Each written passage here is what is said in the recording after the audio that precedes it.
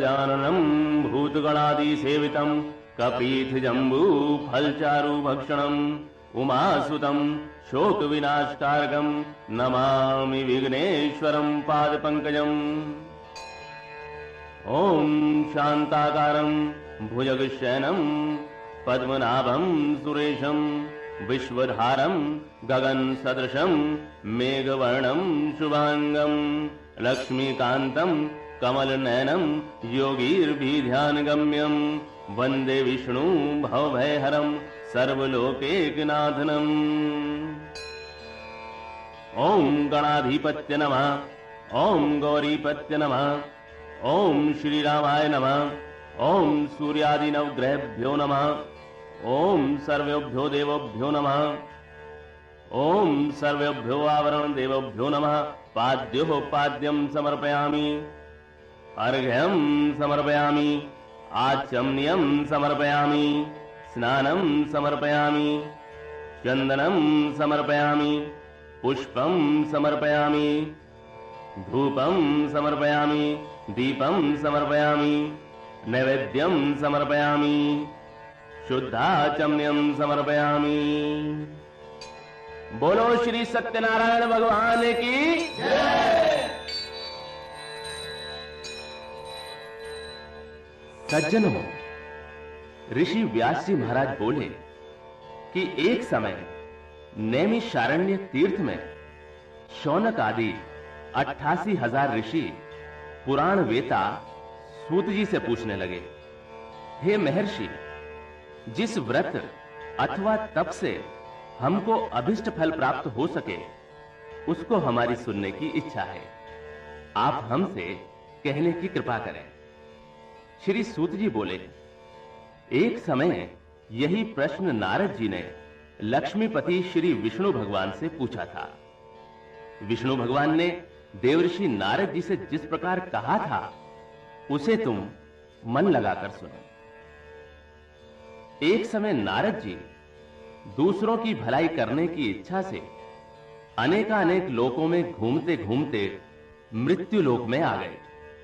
यहां आकर अनेक योनियों में उत्पन्न हुए समस्त मनुष्यों को तरह तरह के कलेशों और अपने अपने कर्मों से दुखी देखकर इन प्राणियों का दुख किस प्रकार दूर हो, ऐसा मन में विचार कर विष्णु लोक को चले गए। वहां श्वेतवर्ण, चतुर्भुज, शंख, चक्र, गदा, पद्म एवं वनमालाओं से सुशोभित देवादिदेव श्री विष्णु भगवान को देखकर नारद जी उनकी स्तुति करने लगे। विष्णु भगवान ऐसी स्तुति सुनकर नारद जी से बोले, हे नारद, तुम्हारे आने का क्या कारण है और तुम्हारे मन में क्या है? हे मुनि, वो सब तुम मुझसे कहो, मैं उन सब का उत्तर दूंगा। नारद जी बोले, हे भगवान, मृत्यु लोक के प्राणी अनेकानेक योनियों में उत्पन्न होकर पाप कर्मों से महादुखी हो रहे हैं। अतः यदि आपकी मेरे ऊपर कृपा है तो बताइए कि उनका दुख किस प्रकार से दूर होगा। श्री भगवान ने कहा, हे पुत्र, तुमने संसार के ऊपर कृपा करने की इच्छा से बड़ी ही उत्तम बात पूछी है।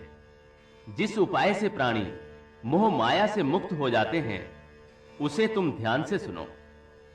स्वर्ग एवं मृत्यु लोक में पुण्य प्रदान करने वाला एक परम दुर्लभ व्रत है। तुम्हारे स्नेह से मैं उस व्रत को कहता हूं। श्री सत्यनारायण के व्रत को भली भांति विधि पूर्वक करने से प्राणी शीघ्र ही सुख भोग कर परलोक में मोक्ष को प्राप्त होता है। भगवान के ऐसे वचन सुनकर नारद ऋषि बोले, हे भगवान, उस व्रत का क्या फल और क्या विधि है एवं उस व्रत को किस किस ने किया तथा वो व्रत कौन से दिन करना चाहिए, ये सब विस्तार से कहने की कृपा करें। श्री भगवान बोले कि ये व्रत दुख और शोक आदि को शांत करने वाला, धन और धान्य को बढ़ाने वाला, सौभाग्य और संतान का देने वाला और सर्वत्र विजय का देने वाला है। और जिस किसी दिन मनुष्य भक्ति और श्रद्धा से युक्त हो, उसी दिन संध्या के समय श्री सत्यनारायण भगवान की पूजा करे, ब्राह्मण और बंधुओं सहित धर्म में तत्पर रहे, मिठाई, केले के पके फल, घी, दूध और गेहूं का आटा या चावल का आटा, शक्कर अथवा गुड़ ही लेकर संपूर्ण प्रसाद को भक्ति भाव से इकट्ठा करके भगवान का भोग लगावे तथा अपने बांधुओं सहित कथा सुन और ब्राह्मणों को दक्षिणा देने के पश्चात बंधु बांधुओं सहित ब्राह्मणों को भोजन करावे, फिर भक्ति से स्वयं प्रसाद भक्षण करे और श्री सत्यनारायण भगवान का ध्यान करके अपने स्थान को चला जाए। इस व्रत का आचरण करने से निश्चय ही मनुष्य की समस्त इच्छाएं पूर्ण हो जाती हैं। विशेष करके कलयुग में पृथ्वी पर यही एक छोटा उपाय है। इति श्री स्कंद पुराणे रेवा खंडे सत्यनारायण व्रत कथायाम प्रथमो अध्याय संपूर्णम।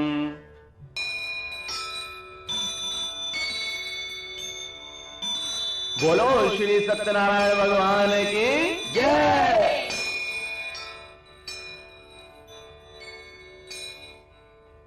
सूत जी बोले, हे ब्राह्मणों, इसके बाद जिसने इस व्रत को किया उस कथा को कहता हूं। काशीपुरी नामक सुंदर नगरी में एक अत्यंत निर्धन शतानंद नामक ब्राह्मण रहता था। वो ब्राह्मण भूख और प्यास से दुखी हो नित्य ही पृथ्वी के ऊपर विचरता था।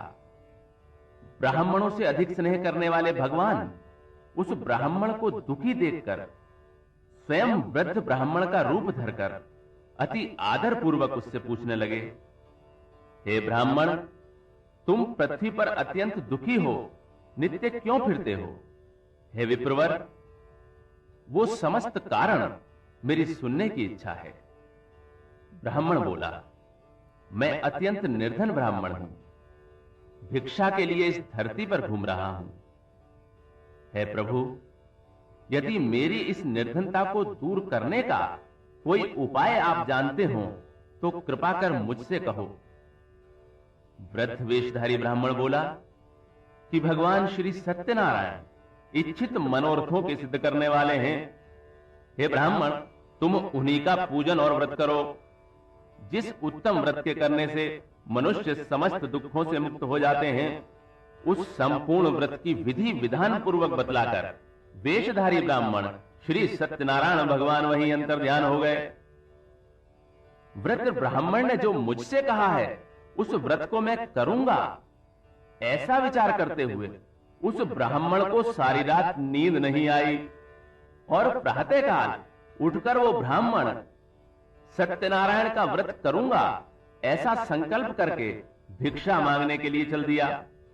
उस दिन शतानंद को बहुत से धन की प्राप्ति हो गई और उसने उस धन से बंधु बांधवों सहित श्री सत्यनारायण का व्रत किया। इस व्रत के प्रभाव से वो समस्त दुखों से मुक्त होकर संपूर्ण संपत्तियों से संपन्न हो गया। उसी समय से वो हर महीने व्रत करने लगा। इस प्रकार श्री सत्यनारायण के इस उत्तम व्रत को करके वो ब्राह्मणों में सर्वश्रेष्ठ विप्र शतानंद समस्त पापों से मुक्त होकर मोक्ष को प्राप्त हुआ। श्री सत्यनारायण के इस व्रत को पृथ्वी पर जब भी कोई करता है, उसी समय उस मनुष्य के अनेक दुख नाश हो जाते हैं।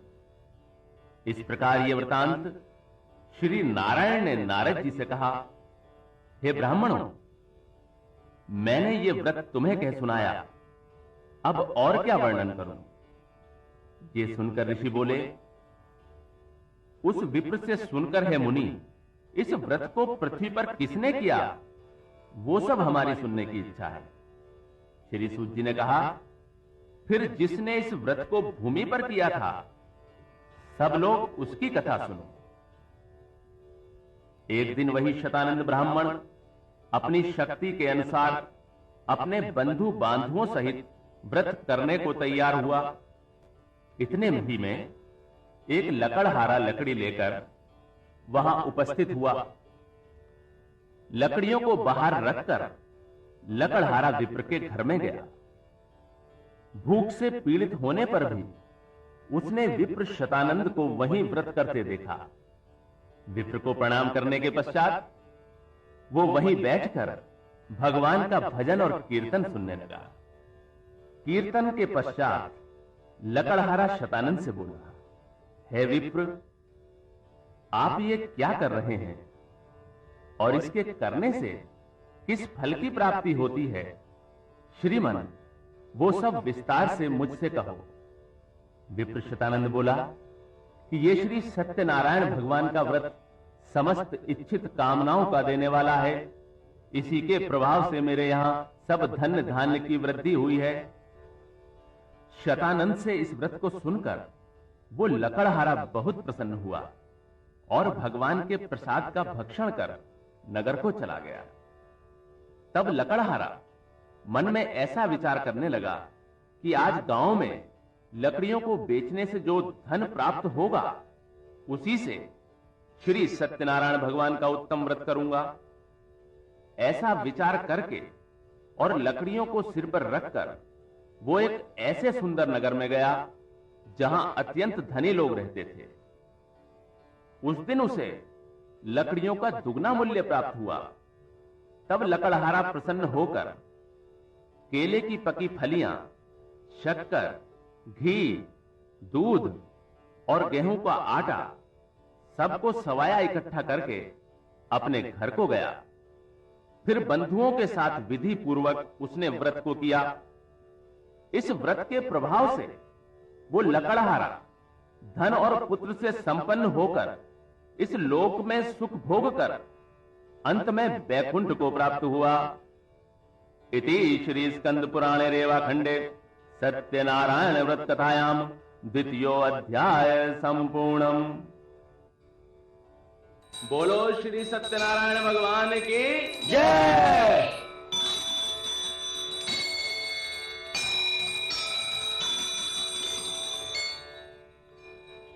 श्री सूत जी बोले, हे श्रेष्ठ मुनियों, अब आगे की कथा ध्यान लगाकर सुनिए। पूर्व काल में उल्कामुख नाम का एक महाबुद्धिमान राजा था। वो धर्मात्मा राजा नित्य मंदिरों में जाता था और ब्राह्मणों को धन देकर संतुष्ट करता था। उस राजा की लावण्यवती कमलवदनी पतिव्रता स्त्री थी। वे दोनों भद्रशिला नदी के तट पर श्री सत्यनारायण भगवान का व्रत कर रहे थे। इतने ही में एक साधु नाम का साहूकार वहां आकर उपस्थित हुआ। वो साहूकार व्यापार करने के लिए बहुत सा धन और परिवार सहित नाव को नदी के तट पर ठहराकर राजा के पास पहुंचा और राजा को व्रत करते देख बड़ी ही नम्रता से पूछने लगा, हे राजन, भक्ति युक्त होकर ये आप क्या कर रहे हैं? ये सब मेरे सामने प्रकट करने की कृपा करें। मेरी इसे सुनने की बड़ी इच्छा है। राजा बोला, हे सज्जन वैश्य, मैं अतुल तेजस्वी विष्णु भगवान का पूजन कर रहा हूं और स्वजनों सहित पुत्रादि की कामना से उन्हीं का व्रत भी कर रहा हूं।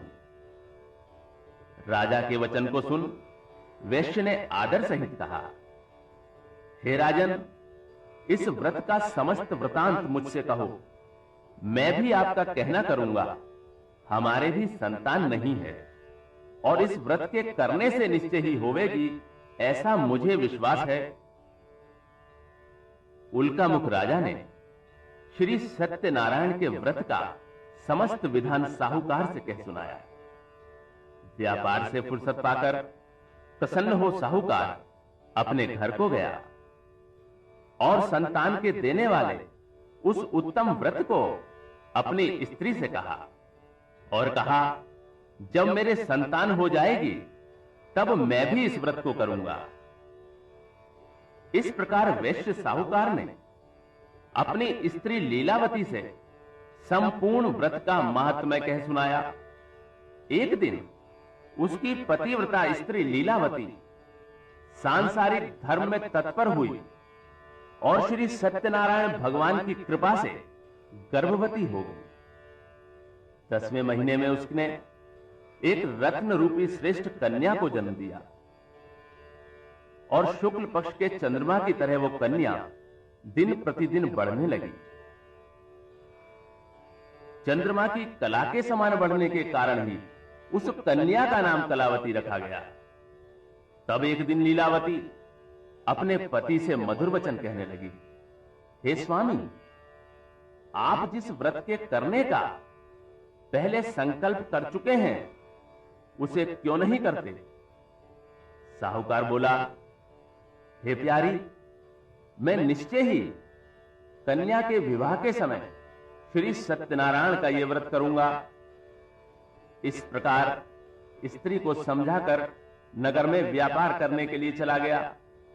तब वो कलावती नाम की कन्या पिता के घर में वृद्धि को प्राप्त होने लगी।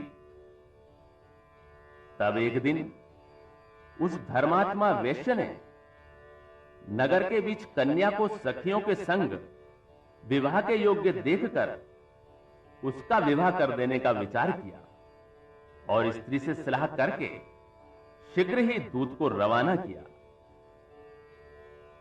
कन्या हेतु श्रेष्ठ वर ढूंढने के लिए वो दूत कंचनपुर नगर जा पहुंचा तथा वहीं से एक सुंदर वैश्य के पुत्र को ले आया। सुंदर और गुणवान वैश्य के पुत्र को देखकर और संतुष्ट होकर अपने बंधु बांधुओं सहित विधि विधान से उस वैश्य ने अपनी कन्या कलावती का विवाह उसके साथ कर दिया। किंतु दुर्भाग्यवश उस उत्तम व्रत को वो विवाह के समय करना भूल गया। इससे श्री सत्यनारायण भगवान उससे रुष्ट हो गए। इसके कुछ दिनों बाद वही वैश्य साहूकार जामाता सहित व्यापार करने के लिए समुद्र के निकट रत्नसारपुर नगरी में गया और वहीं पर जामाता सहित व्यापार करने लगा। जब वो दोनों चंद्रकेतु राजा के रमणीक नगर में गए तो उसी समय श्री सत्यनारायण भगवान ने इसे झूठा देखकर इसको श्राप दिया कि इसे महाघोर कठिन दुख होगा। एक दिन राजा का धन लेकर चोर वहां ही आए जहां पर दोनों वैश्य ठहरे हुए थे। चोर अपने पीछे पीछे दौड़ते हुए राजदूतों को देखकर और चित्त में भयभीत होकर इस धन को वहीं छोड़कर गायब हो गए। तब वे दूत वहां उन सज्जन वैश्यों के निकट आए और राजा के चुराए हुए धन को देखकर वैश्य पुत्रों को बांध ले गए तथा प्रसन्नता से राजा के समीप जाकर कहने लगे, प्रभु, हम दोनों चोरों को पकड़ लाए हैं, देखकर आज्ञा दीजिए। राजा की आज्ञा पाकर दोनों वैश्यों को मजबूत बंधन में बांधकर बिना विचारे हुए डाल दिया गया। श्री सत्यनारायण की माया से किसी ने उनका कहना नहीं सुना और राजा चंद्रकेतु ने उनका समस्त धन हरण कर लिया। उसी शाप से साहूकार की स्त्री लीलावती आधी व्याधि और भूख प्यास से अत्यंत दुखी होकर अन्न की चिंता में व्याकुल हुई घर घर फिरने लगी। कलावती भी नित्य घर में भिक्षा मांगती फिरने लगी। एक दिन वो कन्या क्षुधा से व्याकुल होकर ब्राह्मण के घर पहुंची और वहां श्री सत्यनारायण का व्रत होते देख उसने वहीं बैठकर कथा सुनी तथा श्री सत्यनारायण का प्रसाद भक्षण कर रात्रि में घर गई तो उसकी माता कलावती से प्रेम सहित पूछने लगी कि हे पुत्री, इतनी रात्रि तक तू कहां थी और तेरे मन में क्या है? तब कलावती कन्या तुरंत माता से कहने लगी, हे माता, मैंने ब्राह्मण के घर सब मनोरथ सिद्ध करने वाला एक व्रत देखा है। कन्या के ऐसे वचन सुनकर साहूकार की स्त्री प्रसन्न होकर कन्या कलावती के साथ श्री सत्यनारायण भगवान से प्रार्थना करने लगी। प्रार्थना के बाद लीलावती ने बंधु बांधवों सहित श्री सत्यनारायण भगवान का व्रत किया और यह वर मांगा कि मेरे पति और जामाता शीघ्र ही घर लौट आवें। इस व्रत के करने से सत्यनारायण भगवान फिर संतुष्ट हो गए और श्री सत्यनारायण भगवान ने चंद्रकेतु राजा को स्वप्न में दर्शन दिए और कहा, हे राजन, बंदी गृह में उपस्थित दोनों वेश्यों को भोर होते ही छोड़ दो और जो कुछ तुमने उनका धन लिया है वो भी तुरंत इन्हें दे दो, नहीं तो मैं राज्य, धन और पुत्र सहित तेरा नाश कर डालूंगा। इस प्रकार भगवान राजा से कहकर अंतर्ध्यान हो गए। अगले दिन प्रभात होते ही राजा ने स्वजनों सहित सभा के बीच बैठकर लोगों से अपना स्वप्न कहा और आज्ञा दी कि बंधन में पड़े दोनों महाजन पुत्रों को तुरंत छोड़ दिया जाए। राजा के ऐसे वचन सुनकर राजपुरुष दोनों वैश्यों को बंधन से मुक्त कर नम्रता पूर्वक राजा के आगे लाकर कहने लगे, राजन, हम दोनों वैश्य पुत्रों को कठोर बंधन से मुक्त करके ले आए हैं। तब दोनों ने राजा को प्रणाम करके पहला वृतांत स्मरण करने लगे और भय से व्याकुल हो कुछ भी ना बोल सके।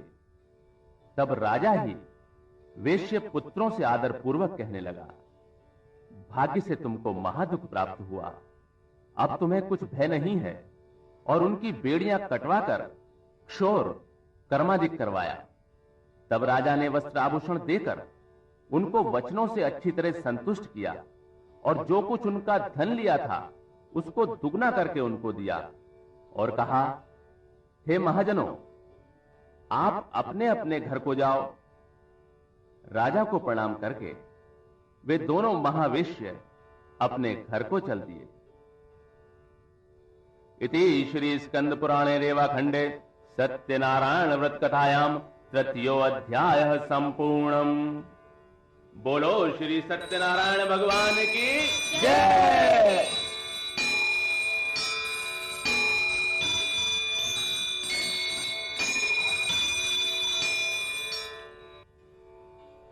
श्री सूत जी बोले, साहूकार ने मंगल विधान पूर्वक यात्रा प्रारंभ की और ब्राह्मणों को धन देकर अपने नगर को प्रस्थान किया। कुछ दूर पहुंचने पर दंडी वेशधारी सत्यनारायण प्रभु ने उस साहूकार से आकर पूछा कि हे साहूकार, तेरी नाव में क्या भरा है? तब मदोन्मत्त साहूकार हंसते हुए बोला, मेरी नाव में तो लता पत्रादि अर्थात घास फूस ही भरी है। उसके ऐसे कठोर वचन सुनकर भगवान बोले, तेरा वचन सत्य हो और जैसा कहता है वैसा ही हो। ऐसा कहकर दंडी रूपधारी भगवान तुरंत उसके पास से चले गए और कुछ दूर जाकर समुद्र के किनारे पेड़ के नीचे बैठ गए। दंडी वेशधारी भगवान के चले जाने पर साहूकार संध्या आदि क्रिया करके आया और नाव को ऊंची उठी देख अत्यंत विस्मय करने लगा। लता और पत्ते देख वो मूर्छित होकर वहीं गिर पड़ा और जब उसे चेत हुआ तब अत्यंत चिंता करने लगा। तब उसके जामाते ने कहा, आप शोक आदि क्यों करते हो? दंडी ने आपको श्राप दिया है, इससे उन्हीं की शरण में चलने से मनोरथ सिद्ध होगा। साहूकार जामाता की ऐसी बात सुनकर तुरंत ही दंडी भगवान के निकट आया और दंडी भगवान को देख भक्ति भाव से चरणों में गिरकर आदर सहित कहने लगा, आपके सम्मुख असत्य कहकर जो अपराध मैंने किया है सो उसे है प्रभु क्षमा करो। इस तरह बारंबार प्रणाम करके वो शोकाकुल होने लगा। उसको विलाप करते देखकर दंडी स्वामी ने कहा, मेरी पूजा से विमुख साहूकार, रो मत, मेरी बात सुन। मेरी अवहेलना से ही तुझे बारंबार दुख प्राप्त हुआ है। भगवान के ये वचन सुनकर वो साहूकार भगवान की स्तुति करने लगा। साहूकार के ऐसे भक्ति युक्त वचन सुन श्री सत्यनारायण भगवान प्रसन्न हो गए और मनोवांछित वरदान देकर भगवान तत्काल वहीं अंतर्ध्यान हो गए। साहूकार ज्यों ही नाव के निकट पहुंचा और उसने धन से भरपूर उसको देखा तो सोचने लगा, श्री सत्यनारायण जी की कृपा से भी मेरा मनोरथ सिद्ध हुआ है।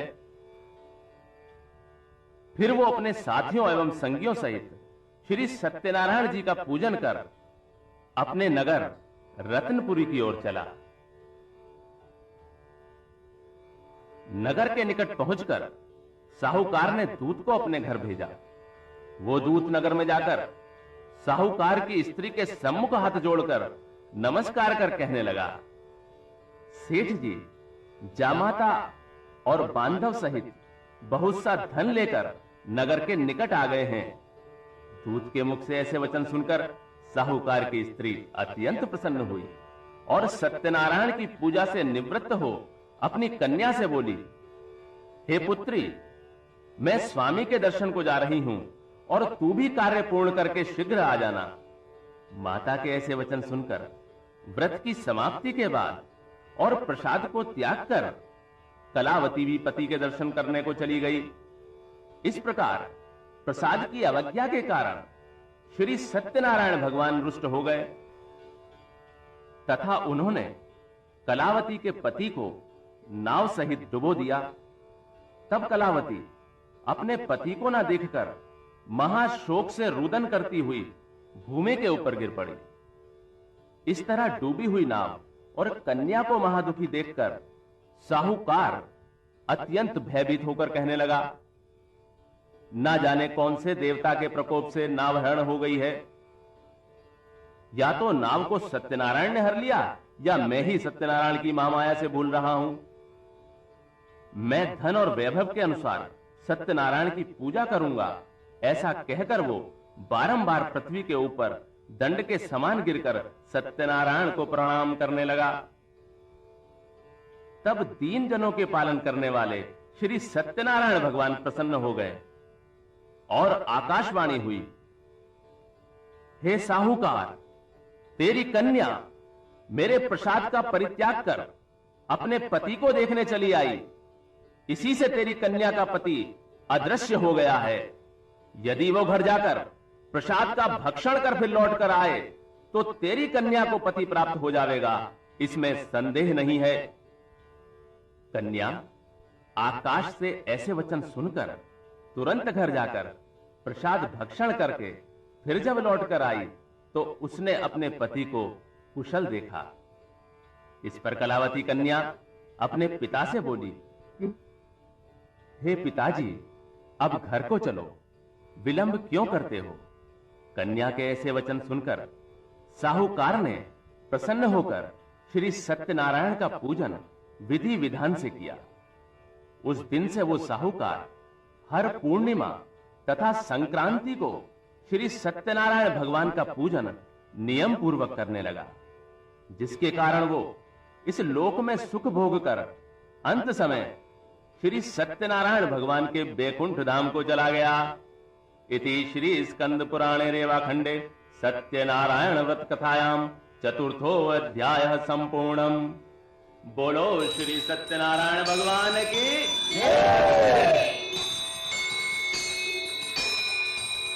श्री सूत जी बोले, हे मुनीश्वरों, इसके आगे की कथा बड़े ही ध्यान से सुनने की है।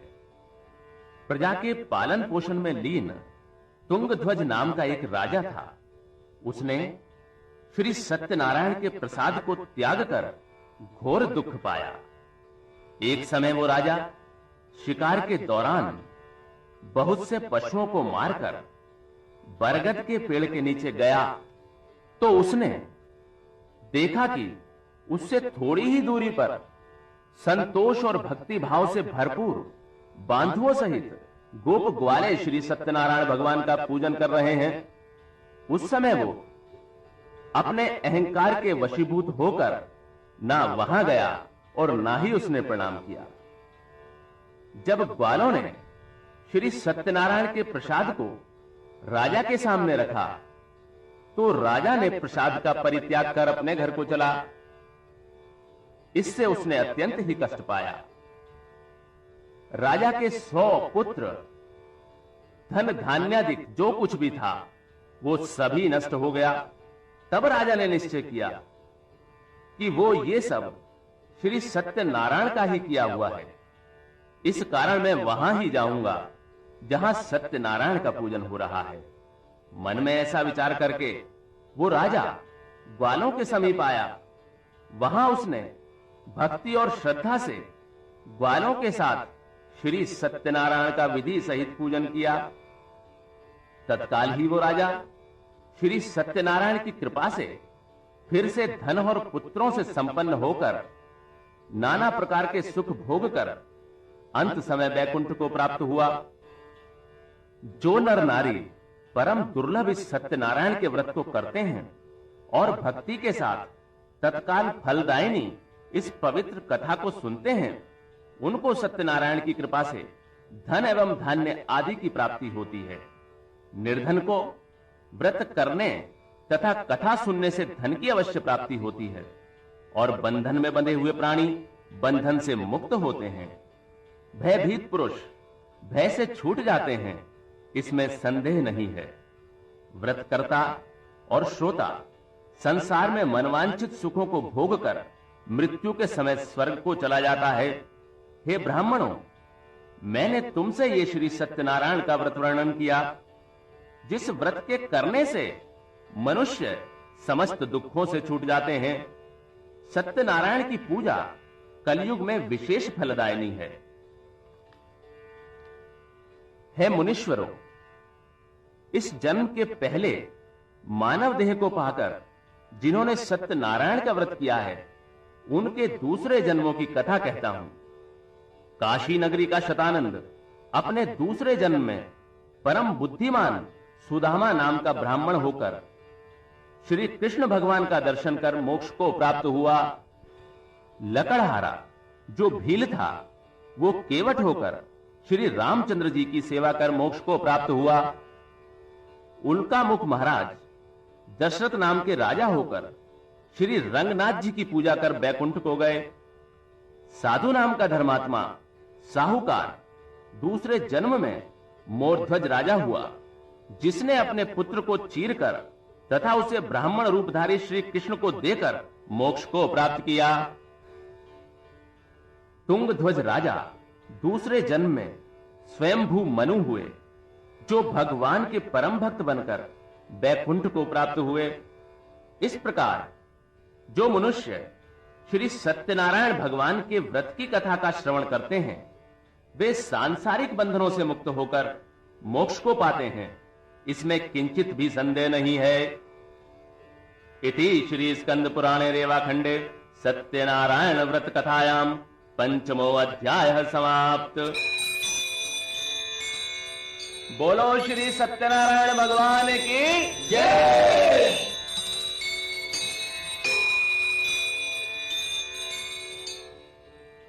ओम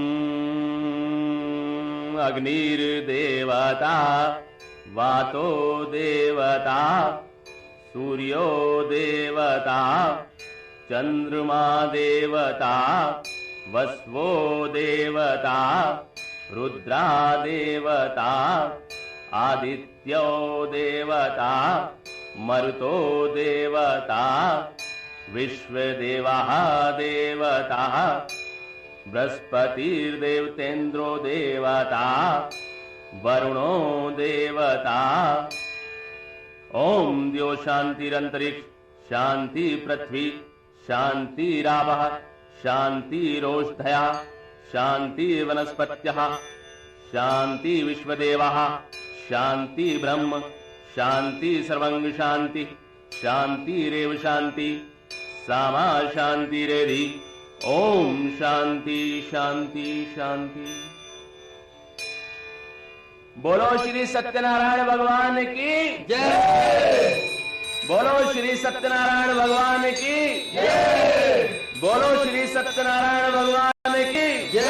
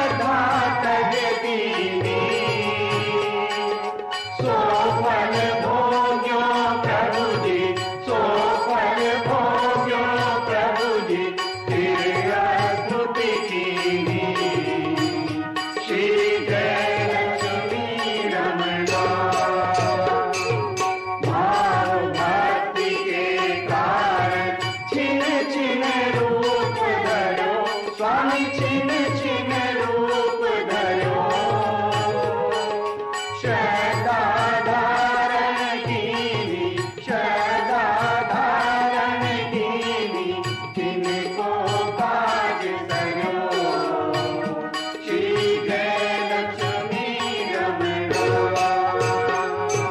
बाल बाल संग राजा बन में भक्ति करी, स्वामी बन में भक्ति करी, मनवांछित फल दीनो, मनवांछित फल दीनो, दीन दयालु हरि, श्री जय लक्ष्मी रमणा। चरत प्रसाद सवायो, कदली फल मेवा, स्वामी कदली फल मेवा, धूप दीप तुलसी से, धूप दीप तुलसी से, राजी सत्यदेवा, श्री जय लक्ष्मी रमणा। श्री सत्यनारायण जी की आरती जो कोई जन गावे, स्वामी जो कोई जन गावे, तन मन सुख संपत्ति, तन मन सुख संपत्ति, मन वांछित फल पावे, श्री जय लक्ष्मी रमणा। जय लक्ष्मी रमणा, श्री जय लक्ष्मी रमणा। सत्यनारायण स्वामी, सत्यनारायण स्वामी, जनपातक हरणा, श्री जय लक्ष्मी रमणा। जय लक्ष्मी रमणा, श्री जय लक्ष्मी रमणा। सत्यनारायण स्वामी, सत्यनारायण स्वामी, जनपातक हरणा, श्री जय लक्ष्मी रमणा। जय लक्ष्मी रमणा, श्री जय लक्ष्मी रमणा। सत्यनारायण स्वामी, सत्यनारायण स्वामी, जनपातक हरणा, श्री जय लक्ष्मी रमणा। जय लक्ष्मी रमणा, श्री जय लक्ष्मी रमणा।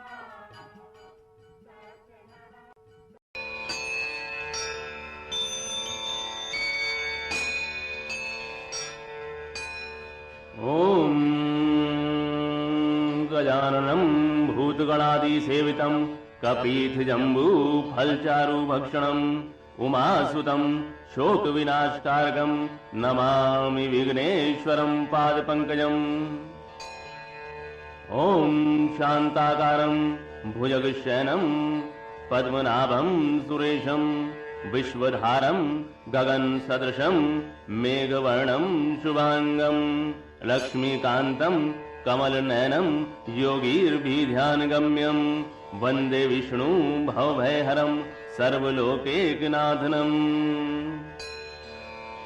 ओम गणाधिपत्य नमः, ओम गौरीपत्य नमः, ओम श्रीरामाय नमः, ओम सूर्यादिनवग्रहेभ्यो नमः, ओम सर्वेभ्यो देवभ्यो नमः, ओम सर्वेभ्यो आवरण देवभ्यो नमः।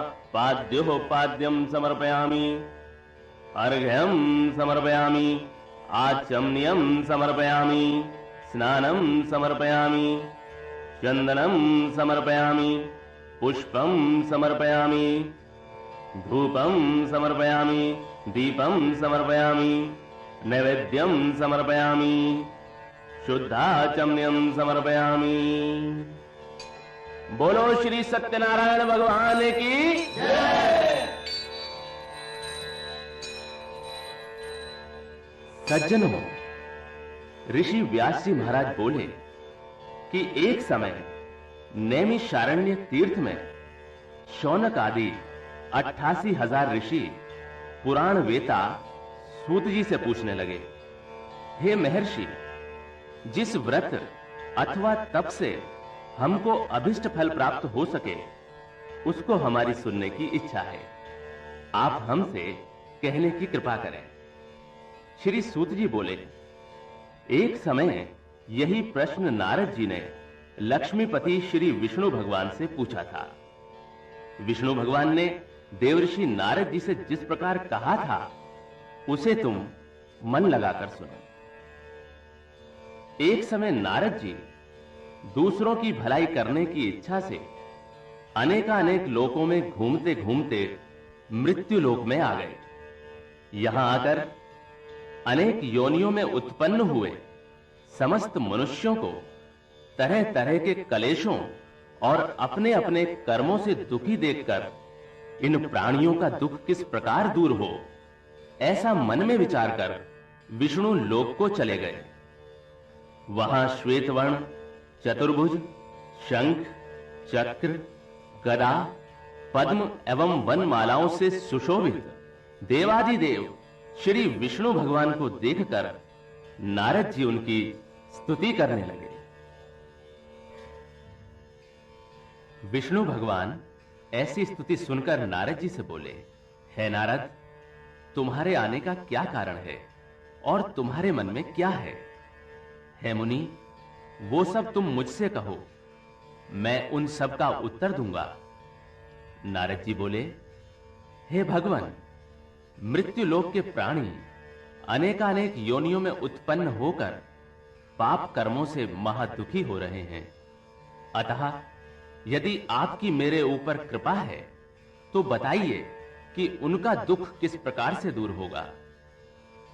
श्री भगवान ने कहा, हे पुत्र, तुमने संसार के ऊपर कृपा करने की इच्छा से बड़ी ही उत्तम बात पूछी है। जिस उपाय से प्राणी मोह माया से मुक्त हो जाते हैं, उसे तुम ध्यान से सुनो। स्वर्ग एवं मृत्यु लोक में पुण्य प्रदान करने वाला एक परम दुर्लभ व्रत है। तुम्हारे स्नेह से मैं उस व्रत को कहता हूं। श्री सत्यनारायण के व्रत को भली भांति विधि पूर्वक करने से प्राणी शीघ्र ही सुख भोग कर परलोक में मोक्ष को प्राप्त होता है। भगवान के ऐसे वचन सुनकर नारद ऋषि बोले, हे भगवान, उस व्रत का क्या फल और क्या विधि है, एवं उस व्रत को किस किस ने किया, तथा वो व्रत कौन से दिन करना चाहिए, ये सब विस्तार से कहने की कृपा करें। श्री भगवान बोले कि ये व्रत दुख और शोक आदि को शांत करने वाला, धन और धान्य को बढ़ाने वाला, सौभाग्य और संतान का देने वाला और सर्वत्र विजय का देने वाला है। और जिस किसी दिन मनुष्य भक्ति और श्रद्धा से युक्त हो, उसी दिन संध्या के समय श्री सत्यनारायण भगवान की पूजा करे, ब्राह्मण और बंधुओं सहित धर्म में तत्पर रहे, मिठाई, केले के पके फल, घी, दूध और गेहूं का आटा या चावल का आटा, शक्कर अथवा गुड़ ही लेकर संपूर्ण प्रसाद को भक्ति भाव से इकट्ठा करके भगवान का भोग लगावे, तथा अपने बांधुओं सहित कथा सुन और ब्राह्मणों को दक्षिणा देने के पश्चात बंधु बांधुओं सहित ब्राह्मणों को भोजन करावे, फिर भक्ति से स्वयं प्रसाद भक्षण करे और श्री सत्यनारायण भगवान का ध्यान करके अपने स्थान को चला जाए। इस व्रत का आचरण करने से निश्चय ही मनुष्य की समस्त इच्छाएं पूर्ण हो जाती हैं। विशेष करके कलयुग में पृथ्वी पर यही एक छोटा उपाय है। इति श्री स्कंद पुराणे रेवाखंडे सत्यनारायण व्रत कथायां प्रथमो अध्याय संपूर्णम।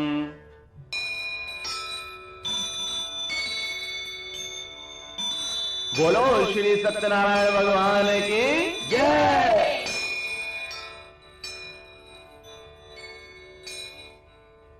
सूत जी बोले, हे ब्राह्मणों, इसके बाद जिसने इस व्रत को किया उस कथा को कहता हूं। काशीपुरी नामक सुंदर नगरी में एक अत्यंत निर्धन शतानंद नामक ब्राह्मण रहता था। वो ब्राह्मण भूख और प्यास से दुखी हो नित्य ही पृथ्वी के ऊपर विचरता था। ब्राह्मणों से अधिक स्नेह करने वाले भगवान उस ब्राह्मण को दुखी देखकर स्वयं वृद्ध ब्राह्मण का रूप धरकर अति आदर पूर्वक उससे पूछने लगे, हे ब्राह्मण, तुम पृथ्वी पर अत्यंत दुखी हो, नित्य क्यों फिरते हो? हे विप्रवर, वो समस्त कारण मेरी सुनने की इच्छा है। ब्राह्मण बोला, मैं अत्यंत निर्धन ब्राह्मण हूं, भिक्षा के लिए इस धरती पर घूम रहा हूं।